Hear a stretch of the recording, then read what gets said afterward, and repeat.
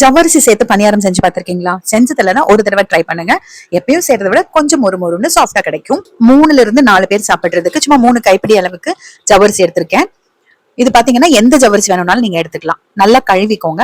கழுவிட்டு குக்கர்ல ஒரு 2 டம்ளர் அளவுக்கு தண்ணி ஊத்திட்டு 3 விசில் விட்டு எடுத்துக்கோங்க. தண்ணி நிறையவும் ஊத்த வேண்டாம், பத்தாமையும் ஊத்திடக்கூடாது. 30 வருஷத்துக்கு முன்னாடி நான் கல்யாணமாயி மாமியார் வீட்டுக்கு போனப்ப பக்கத்துல இருந்தவங்க எனக்கு சொன்னாங்க, மாவு கம்மியா இருந்தா இந்த மாதிரி பண்ணி மேனேஜ் பண்ணிக்கலாம், நல்லாவும் இருக்கும்னு சொன்னாங்க. ஆவி இறங்கினதுக்கு அப்புறமா ஓபன் பண்ணி பாக்குறேன், நல்லா வெந்திருக்கு, கொஞ்சம் தண்ணி இருக்கு, ஆனா இது அப்படியே கெட்டி ஆயிரும், தண்ணியை வடிச்சிட வேண்டாம். இப்ப அடுத்தது மாவோட சேர்க்கறதுக்கு 2 பெரிய வெங்காயம், 2 பச்சை மிளகாய், 2 துண்டு இஞ்சி எடுத்திருக்கேன். சாப்பர்ல போட்டு வெட்டிக்கலாம். நீங்க வந்து ஃபைனா சாப் பண்றதுக்கு முடியும்னா நீங்க கத்திலேயே சாப் பண்ணிக்கோங்க. வெங்காயம் நான் 2 தான் எடுத்திருக்கேன், நீங்க இன்னொன்னு கூட சேர்த்து எடுத்துக்கலாங்க. பணியாரத்துக்கு வெங்காயம் நிறைய போட்டா சூப்பரா இருக்கும். பச்சை மிளகாய் இஞ்சியெல்லாம் வெட்டி வதக்கணும்னா எடுத்து வச்சிருவாங்க, அதனாலதான் நான் இதோடவே சாப் பண்ணிட்டேன்.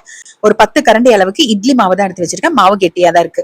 இப்ப அதோட இந்த ஜவ்வரிசி ஆறினதுக்கு அப்புறமா சேர்த்துக்கோங்க. நான் வெந்ததுக்கு அப்புறம் திறந்து காமிக்கும் போது தண்ணி இருந்துச்சு, இப்ப நல்லா கெட்டி ஆயிடுச்சுங்க ஜவ்வரிசி. அதனால உங்களுக்கு வந்து மாவு இலக்கமா எல்லாம் லூஸ் எல்லாம் ஆகாது, நல்லா கரெக்டான திக்னஸ்ல கிடைக்கும். இப்ப அது கூட கொஞ்சம் கொத்தமல்லி தலையும் உள்ள சேர்த்துட்டேன். இப்ப இந்த வெங்காயம் எல்லாம் அப்படியே கூட நீங்க சேர்க்கலாம், ஆனா கடுகு உளுந்து பருப்பு வதக்கி சேர்த்தோம் அப்படின்னா நல்லா இருக்கும்ன்றதுனால 2 ஸ்பூன் எண்ணெயில கடுகு, கடலை பருப்பு, உளுந்து பருப்பு கொஞ்சம் தாராளமா சேர்த்துக்கோங்க.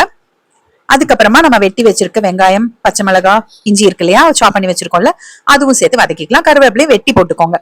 அப்படியே முழுசா போட்டோம்னா எடுத்து வைப்பாங்க, அதனால எப்பவுமே நான் கட் பண்ணி சேர்த்துக்குவேன். அவ்வளவுதான். இது வதக்கி சேர்க்கும் போது ஒரு நல்ல டேஸ்ட் கிடைக்குங்க.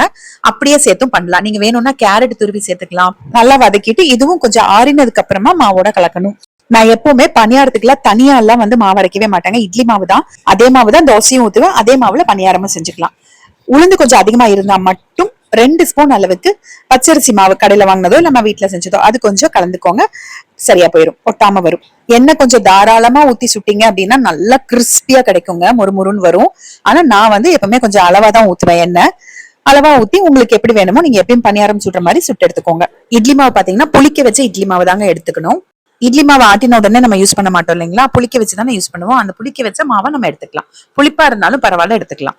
அடுப்பு எப்பவுமே பணியாரம் செய்யும் போது மீடியம் ஃபிளேம்ல தான் இருக்கணும். 2 பக்கம் திருப்பி போட்டு உங்களுக்கு எந்த அளவுக்கு வேணுமோ, செவக்க வேணும்னா செவக்க, இல்லைன்னா கொஞ்சம் ஒயிட்டா இருக்கும் போது எடுத்துக்கோங்க. சூடா சாப்பிட்ற மாதிரி இருந்ததுன்னா எண்ணெய் கொஞ்சம் நிறைய ஊத்தி கிறிஸ்பியா எடுத்துக்கோங்க. லஞ்ச் பாக்ஸுக்கு இல்லைன்னா அப்புறமா சாப்பிடணும் அப்படிங்கும் போது கொஞ்சம் வெள்ளையா இருக்கும் போதே எடுத்துக்கோங்க, அப்பதான் நல்லாவும் இருக்கும் சாப்பிடுறதுக்கு.